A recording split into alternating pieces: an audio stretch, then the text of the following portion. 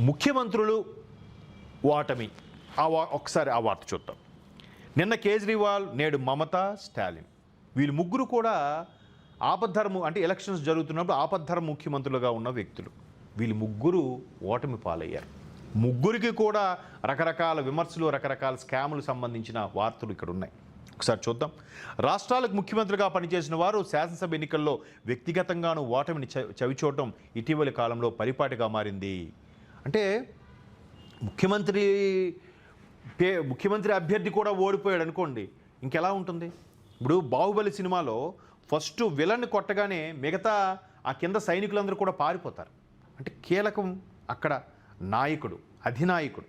So అలాగా అధినాయకుడు పొజిషన్లో ఉండి వీళ్ళు ఓటమి చవి చూడడం అనేది నిజంగా చాలా అవమానకరమైన ఘటన, ఘోర పరాభవము. ఎందుకంటే రాష్ట్రాలకు ముఖ్యమంత్రిగా పనిచేసిన వారు శాసనసభ ఎన్నికల్లో అదే ప్రజాస్వామ్యం గొప్పతనం. అదే ఎటువంటి వాడినైనా ఓడించే సత్తా ఉన్న ప్రజాస్వామ్యం భారత ప్రజాస్వామ్యం, అంత గొప్పది.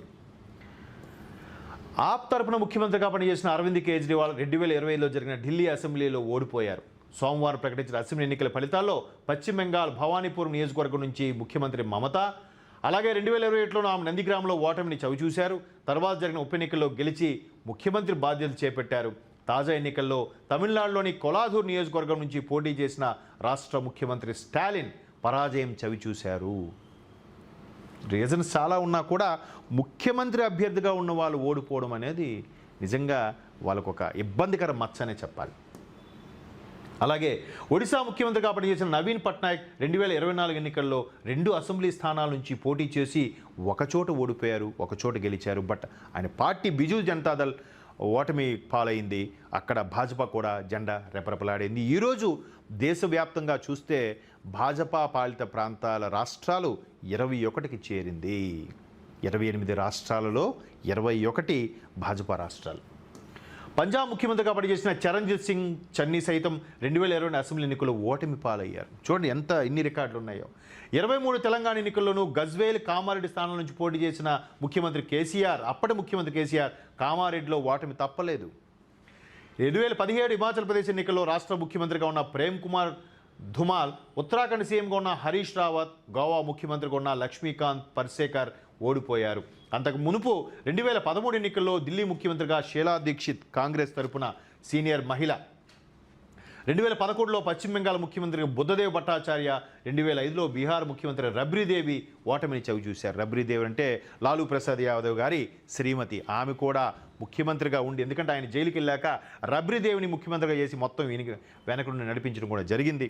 సో ఆవిడ కూడా ఓడిపోయారట.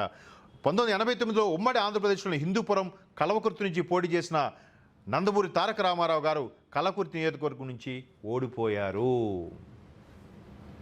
చూసారుగా, అంటే ముఖ్యమంత్రులు కూడా ఓడిపోయే ఘన చరిత్ర గల ప్రజాస్వామ్యం మన భారత ప్రజాస్వామ్యం. అందుకే ఓటు పదునైనది, ఓటు ఆయుధం కంటే గొప్పది, కలం కంటే గొప్పది అని కూడా చాలామంది కవులు ఇక్కడ చెప్పడానికి కారణం ఇంత పవర్ఫుల్గా ఉండబోతోంది అనేది ఇక్కడ వాస్తవం. సో మొత్తం మీద రాజకీయాలు ఒక్కసారిగా 2 నెలలుగా ప్రభంజనం ఏంటి, ఎక్కడ ఎలా వస్తుంది, అందరి దృష్టి ఇటు వెస్ట్ బెంగాల్, అటు తమిళనాడు వైపు పడింది.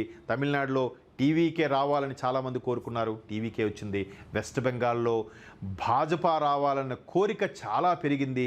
తృణమూల్ని తొదముట్టించాలి కాబట్టే అక్కడ 3/2 భాజపా ఓట్లు కైవసం చేసుకుంది, గద్దెనెక్కబోతుంది. అంటే ఇక్కడ టీవీకే కూడా ఒక అడుగు దూరంలో ఉన్నారు. ఇంకొక 10 సీట్లు వస్తేనే ఆ 10 సీట్లు కావాలి ఆయన గవర్నమెంట్ ఫామ్ చేయాలని భాజపాకు అవసరం లేదు. అంటే ఏదైతే ఆంధ్రప్రదేశ్ ఎన్నికల్లో 164తో కూటమి బంపర్ మెజార్టీ వచ్చిందో అక్కడ భాజపా వెస్ట్ బెంగాల్లో అదే జరిగింది.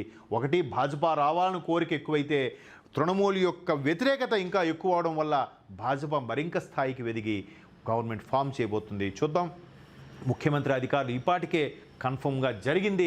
కేరళలో సతీశన్, అస్సాం సీఎం శర్మ గారు, ఇక్కడ సువేందు అధికారి అంటున్నారు వెస్ట్ బెంగాల్లో. ఇకపోతే తమిళనాడులో తలపతి విజయ్, ఎలాగూ ఏఎన్ఆర్ రారాజే గెలిచే అవకాశం కూడా కనిపిస్తుంది పుదుచ్చేరికి. సో మొత్తం మీద ఇవాళ పత్రికలన్నింటిలో కూడా ఎన్నికలకు సంబంధించి రిజల్ట్స్ మీదే ఉంది. మరిన్ని వార్తలతో రేపటి 80 పల్స్లో మళ్ళీ కలుద్దాం.